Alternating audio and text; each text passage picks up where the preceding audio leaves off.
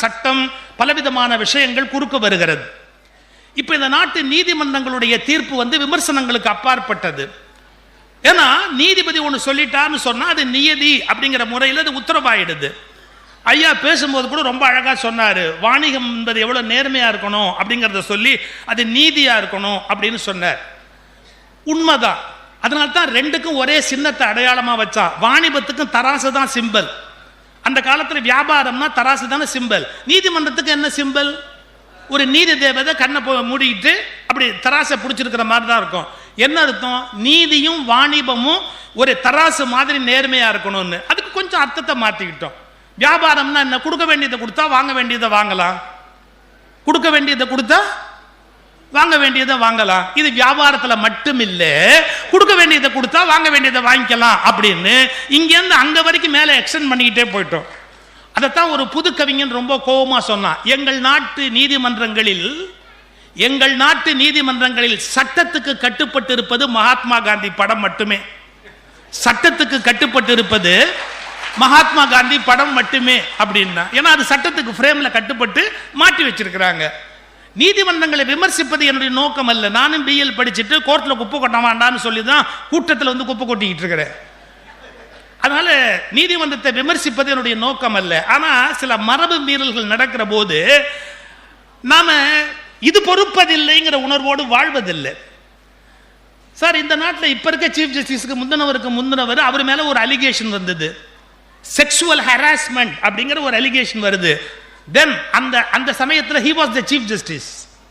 கொஞ்சம் யோசிச்சு பாருங்க, ஒரு தேசத்தினுடைய உச்ச நீதிமன்றத்தினுடைய தலைமை நீதிபதி, அவர் மேல செக்ஷுவல் ஹராஸ்மெண்ட் கேஸ் வருது. அதை விசாரிக்கிற பெஞ்சில் அவரே உட்கார்றாரு. அது ஒத்துக்க மாட்டேன்னு ஆர்கியூ பண்ணாங்க. அவர் விசாரிக்கிற பெஞ்சில் அவர் உட்காரக்கூடாது அப்படின்னு ஃபைட் பண்ணாங்க. அதுக்கப்புறம் தான் அவர் விலகி நின்னாரு. ஒரு வினாடி யோசிச்சு பாருங்க. ஜூரிஸ்ப்ரூடன்ஸ்னு ஒன்று இருக்கு. அதாவது நீதி தத்துவத்துக்கான அடிப்படை தத்துவம். One cannot be a judge in his own case. One cannot be a judge in his own case. அவனுடைய வழக்கில் அவனே நீதிபதியாக இருக்கக்கூடாதுன்னு. இப்ப நான் எங்க வரேன்னு கவனிக்கிறீங்களா? தன் வழக்கில் தானே நீதிபதியாக இருக்கக்கூடாது என்ற தத்துவம் வராத சிலப்பதிகார காலத்தில் நீதி கிடைத்தது. நீங்க இப்ப எப்படி இருக்கு நம்முடைய சட்ட அமைப்பு? இது பாருங்க, பார்லிமெண்ட்னு ஒண்ணு இருக்கு, பாராளுமன்றம் அப்படின்னு ஒண்ணு இருக்கு. அப்புறம் பாராளுமன்றத்துக்கு இந்த பக்கம் கவர்மெண்ட், அரசாங்கம் அப்படின்னு ஒண்ணு இருக்கு. இந்த பார்லிமெண்ட்டுக்கு இன்னொரு வார்த்தை சட்டமன்றம். ரெண்டு ஈக்குவல் தான். இது மாநில அரசு, அது ஒன்றிய அரசு. இது சட்டமன்றம், அது பாராளுமன்றம். சரி, கவர்மெண்ட் இது மாநில அரசு, அது மத்திய அரசு. இது ரெண்டு செய்யற செயல் சரியா தப்பான்னு விசாரிக்கிற அதிகாரம் உடையது உயர் நீதிமன்றம் அல்லது உச்ச நீதிமன்றம். டெமோக்ரசி அப்படிங்கிற ஜனநாயகத்துக்கு 3 தூண்கள் வகுத்தார்கள். இந்த 3 தூண்கள்ல சட்டமன்றம் என்பது சட்டத்தை இயற்றும், பாராளுமன்றம் என்பது அந்த சட்டத்தை இயற்றும், அதை நிர்வாகம் பண்ண வேண்டிய கவர்னன்ஸ் ஆளுமை, அதை செய்ய வேண்டியது அரசாங்கத்தினுடைய வேலை. இதுல தப்பு வராதபடி பார்த்துக்க வேண்டியது நீதிமன்றத்தினுடைய வேலை. டாக்டர் அம்பேத்கர் எழுதிய அரசியலமைப்பு சட்டம் வந்ததுக்கு அப்புறம் இது 3 பிரிஞ்சிருச்சு. சட்டத்தை இயற்றுவது பாராளுமன்றம், சட்டத்தை இயக்குவது அரசாங்கம், அது சரியா தவறா என்று விசாரிப்பது நீதிமன்றம்னு நம்ம 3 தூணா பிரிச்சு வச்சிருக்கிறோம். நல்ல கவனிங்க, பாண்டிய நெடுஞ்செழியனுடைய காலத்தில் அவனே அரசன், அவனே பாராளுமன்றம், அவனே நீதிமன்றம். கவர்மெண்ட் நெடுஞ்செழியன், பாராளுமன்றம் நெடுஞ்செழியன், நீதிமன்றம் நெடுஞ்செழியன். 3ம் இணைந்திருந்த காலத்தில் கிடைத்த நீதி 3ம் தனித்திருக்கிற இந்த காலத்தில் கிடைக்கிறதா? அப்ப நீங்க ஒண்ணு புரிஞ்சுக்கணும். என்ன? எந்த தியரி, பிலாசபி, புஸ்தகம், அரசமைப்பு சட்டம், இபிகோ, சிபிசி இதனாலெல்லாம் நீதி கிடைக்கல. நேர்மையுடைய மனிதர்களால் மட்டும்தான் தர்மத்தை கொண்டு போக முடியுமே ஒழிய சட்ட புத்தகங்களால் அல்ல. மனுஷன் யோக்கியனா இருக்கணும். மனுஷன் எங்க யோகியனா இல்லைன்னாலும் அந்த இடத்துல நீதி கிடைக்கிறதுக்கு வாய்ப்பு கிடையாது. மனுஷன் யோகியனா இல்லாத இடத்துல எத்தனை தர்ம புஸ்தகத்தை எடுத்து கையில வச்சாலும் அதனால எந்த பயனும் கிடையாது. அப்ப என்ன ஆகும்? கோபம் வரும், கொதிப்பு வரும். இது பொறுப்பதில்லை தம்பி, எரிதழல் கொண்டு வான்ற வன்முறை பிறக்க ஆரம்பிக்கும். எப்போ வன்முறை பிறக்கும்? யாரிடத்திலிருந்து நீதி வழங்கப்பட வேண்டுமோ அவர்கள் சரியான அந்த தர்மத்தை பின்பற்றாத போது ஒரு விதமான கோபக்குரல், கலக குரல் ஒலிக்க தொடங்கும். இப்போ நம்ம எல்லாத்தையும் அக்கு வேறு ஆணி வேறையா பிரிச்சு பேச முடியாது. ஆனா சில உண்மைகளை சொல்லணும். உச்சநீதிமன்றம் 3 முறைக்கு மேல வழக்குல தெளிவா சொல்லுது. என்ன சொல்லுது? மாநில ஆளுநருக்கு என்று சொந்த அபிப்பிராயம் இருக்க முடியாது. மாநில ஆளுநருக்கு என்று சொந்த அபிப்பிராயம் எதுவும் இருக்க முடியாது. அதில் சட்டசபையில் பெரும்பான்மையுடைய ஒரு அரசின் தீர்மானத்துக்கு அவர் எப்போதும் கட்டுப்பட்டவர். இத உச்சநீதிமன்றம் தெளிவா சொல்லியாச்சு. எவன் சொன்னா என்ன, நான் அதை விட பெரிய ஆளு அப்படின்னு ஒரு ஒற்றை தனி மனிதன் சாதிக்க முடியும் என்றால் இது பொறுப்பதில்லை தம்பி, இது பொறுப்பதில்லை, இது பொறுப்பதில்லை. அப்ப உச்சநீதிமன்றத்தினுடைய தீர்ப்புகளை விட ஒரு தனி மனிதனுடைய அகங்காரம் பெரிய விஷயமா? ஒரு தனி மனிதனுடைய அகங்காரம் மிக நீண்ட காலத்துக்கு செல்லுபடியாகுமா? அப்படியானால் உச்சநீதிமன்றத்தின் நீதிபதிகளுக்கு என்ன மரியாதை இருக்கிறது இந்த நாட்டிலே? ஒரு மாநில ஆளுநருக்கு என்று சுயமான அபிப்பிராயங்கள் இருக்க முடியாது. உச்சநீதிமன்றத்தினுடைய ஃபுல் பெஞ்ச் ஜட்ஜ்மெண்ட் அது. அவர் மாநில அரசினுடைய தீர்மானத்துக்கு கட்டுப்பட்டவர் என்று சொல்லுகிறது. ஐயா, இதில் வழக்கு விசாரணை வரும் என்றால் வரும், அவர்கள் பார்த்துக் கொள்ளுகிறார்கள். வரும் என்று சொல்வதற்கு உனக்கு என்ன அதிகாரம் இருக்கிறது? இதை பற்றியெல்லாம் இந்த நாட்டு மக்கள் கவலைப்படுவதே இல்லை. காரணம் என்ன என்றால், எத்தனை சட்டங்களை வகுத்து வைத்தாலும் தனி மனிதர்களுக்கு தர்மத்தின் மீது பிடிப்பு இல்லை என்றால் சட்டங்களை காப்பாற்ற முடியாது. நீ என்னடா சொல்றது? எனக்கு அரசியல் பேசுவதில் ஆர்வம் இல்லை என்றாலும் தர்மம் பேசுவதில் ஆர்வம் இருக்கிறது. இது இரண்டுக்கும் இடையில் இருக்கிற வேறுபாடு பல பேருக்கு புரிவதில்லை. நான் கட்சி அரசியலில் நாட்டம் உள்ளவன் இல்லை, ஆனால் இந்த தேசத்தில் தர்மம் நிலைக்க வேண்டும் என்பதில் அதிக அக்கறை உடையவன். கொஞ்சம் யோசிச்சு பாருங்க. இன்னொன்னு, ஒரு ஆழமான ஒரு ஆழமான ஒரு பார்வை நமக்கு வேணும்.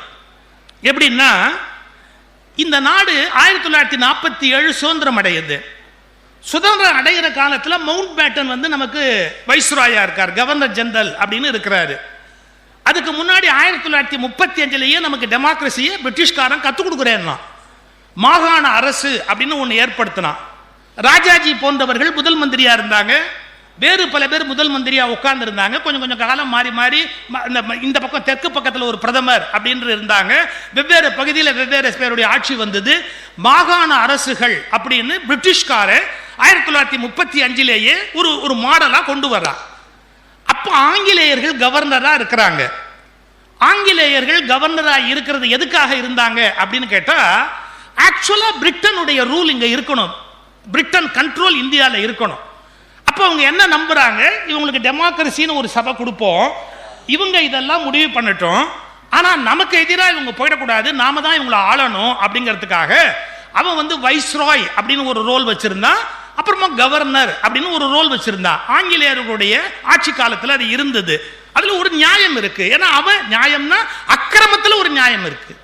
ஏன்னா அவன் அந்நியன், நம்மளை ஆண்டு கொண்டு இருந்தா, அதனால அவன் தன்னுடைய மேலதிகாரம் இருக்கணும் அப்படிங்கிறதுக்காக ஒரு கவர்னர், ஒரு வைஸ்ராய், ஒரு கவர்னர் ஜெனரல் இது மாதிரியான போஸ்ட் அவனே வச்சுக்கிட்டான் பிரிட்டிஷ்கார. ஏன் கேள்வி, 1947 இங்கிலீஷ்காரன் நம்மளை விட்டு போனதுக்கு அப்புறமா நமக்கு எதுக்கு ஒரு கவர்னர் ஜெனரல்? இந்த நாட்டு மக்கள் மாகாண மாநில அரசு அமைக்கிற போது அதை சூப்பர்வைஸ் பண்றதுக்கு ஒரு இங்கிலீஷ்காரன் வேணுங்கிறதுக்காக அவன் ஒரு கவர்னர் ஜெனரல் அப்படின்னு ஒருத்தர வச்சான். நம்ம கவர்னர் ஜெனரலை சப்ஸ்டிடியூட் பண்ணிட்டு பிரசிடென்ட் ஆஃப் இந்தியா அப்படின்னு ஒன்று கொண்டு வந்தோம். நீங்க நல்ல ஆராய்ச்சி பண்ணி பார்த்தீங்கன்னா ஆங்கிலேயர்கள் முறையை காப்பி அடிச்சோம். ஆங்கிலேயர்கள் இங்க இருக்கிற அரசாங்கத்தை வேவு பார்ப்பதற்காக வைத்திருந்த பதவி இந்த நாட்டு பிரதமரை விட மேலான ஒரு பதவியாக ஜனாதிபதி பதவியை வைத்துக் கொண்டார்கள்.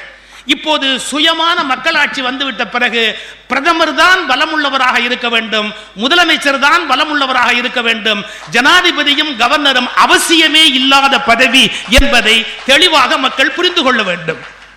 நான் சொல்றது உங்களுக்கு சாதாரண, நான் லா ஸ்டூடெண்ட்னா, கான்ஸ்டிடியூஷன்லாம் படிச்சவனா, நான் ஏதோ வாய்க்கு வந்தபடி பேசுறேன்னு நினைக்காதீங்க.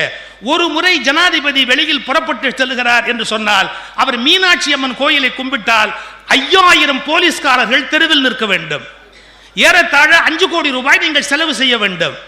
அவர் எங்காவது கோயம்புத்தூரில் போய் ஒரு சாமி கும்பிடுகிறார் என்று சொன்னால் மீண்டும் அங்கே ஒரு 5 கோடி ரூபாய் செலவு செய்ய வேண்டும். இந்த நாட்டில் ஒவ்வொரு மாநிலத்துக்கும் ஜனாதிபதி போய் வருகிறார் என்றால் எந்த வேலையுமே இல்லாத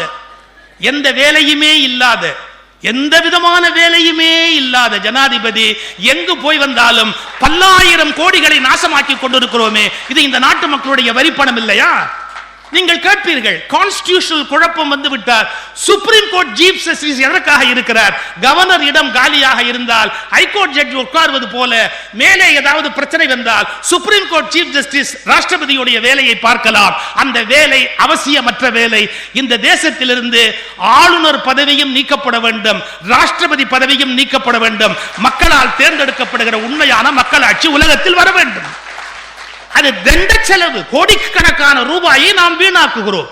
அவர்களுக்கான பாதுகாப்பு செலவு, அவர்களுக்கான போக்குவரத்து செலவு, அவர்களுக்கான விமான செலவு, அவர்களுக்கான விரயங்கள், மருத்துவம். 6 மருத்துவரோடு சேர்ந்துதான் ஜனாதிபதி பயணிப்பார் வெளியில் போவதாக இருந்தால். நான் என்ன சொல்லுகிறேன், வெள்ளைக்காரன் ஏற்படுத்தி வைத்தது அவனுடைய பாதுகாப்புக்காக. ஒரு சித்த மருத்துவர், ஒரு ஆங்கில மருத்துவர், இப்படி எல்லாருமாக அவரோடு சேர்ந்து பயணிக்க வேண்டும் அவரை பாதுகாப்பது என்றால். இந்த தண்ட செலவு இந்த தேசத்துக்கு அவசியமா? நல்லபடியாக நீங்கள் யோசித்தால் ஒரு உண்மை பெரியும். அமெரிக்காவில் எப்படி தேர்ந்தெடுக்கப்படுகிற ஜனாதிபதி வருகிறாரோ, மக்களால் தேர்ந்தெடுக்கப்படுகிற மாநில ஆளுநர் வருகிறாரோ, அப்படி இந்திய கான்ஸ்டிடியூஷனை மாற்றி மக்களால் தேர்ந்தெடுக்கப்படுகிற ஆளுநர், மக்களால் தேர்ந்தெடுக்கப்படுகிற ஜனாதிபதி என்ற முறை வரலாம். அப்படி வைத்தால் இப்போது நாம் செலவு செய்வதிலிருந்து 500 அல்லது 1000 கோடி ரூபாய் இந்தியாவுக்கு மிச்சமாகும் என்பதை முதலில் நாம் புரிந்து கொள்ள வேண்டும். அது ஒரு அதிகாரம் இல்லாத, அவசியம் இல்லாத ஒரு அலங்கார பதவி. அது நமக்கு தேவையே இல்லை. இந்த இடத்துல அவசியமே கிடையாது. ஏழைகள் வரி பணத்தில் இவ்வளவு பணத்தை கொண்டு போய் கொட்ட வேண்டிய அவசியம் கிடையாது. எல்லாரும் கேட்பாங்க, நான் அதை முட்டாளா பேசுறேன். கான்ஸ்டிடியூஷனல் சிக்கல் வந்தா சுப்ரீம் கோர்ட் ஜட்ஜ் பாக்குறாரு, சீஃப் ஜஸ்டிஸுக்கு அதை விட என்ன வேலை? சார், இப்ப தமிழ்நாட்டு கவர்னரா இருந்தார் பிரபுதாஸ் பட்வாரின்னு, சடனா அவரை நீக்கினாங்க. அப்ப ஜஸ்டிஸ் இஸ்மாயில் இங்க இருந்தாரு, அவர் தான் ஆக்டிங் கவர்னர். ஒரு 4 நாளைக்கு ஃபைல் பார்த்துக்கிட்டாரு, என்ன கெட்டு போச்சு? எனக்கு ஒரே ஒரு விஷயம், நிஜமாவே கவர்னருக்கு வேலை இருக்கும்னு சொன்னா, நிஜமாவே கவர்னருக்கு ஒரு வேலை இருக்கும்னு சொன்னா, 2 மாநிலத்துக்கு கவர்னரா இருக்கிறவங்க அந்த 2 மாநிலத்தையும் விட்டுட்டு வேற ஒரு மாநிலத்திலேயே போய் ஒரு 30 நாள் இருக்கிறாங்க அப்படின்னா, இந்த கவர்னருக்குன்னு ஏதாவது வேலை இருக்கா இல்லையா? நிஜமாவே வேலை இருக்கும்னு சொன்னா, சார் என்னால ஒரு நாள் வெளியூர் போக முடியாது சார், ஏன் வேலைக்கு? எனக்கு வர கடிதங்களுக்கு பதில் எழுதுறதுக்கு, எங்கிட்ட யோசனை கேட்கறவங்களுக்கு பதில் சொல்றதுக்கு எனக்கு நேரம் இருக்காது.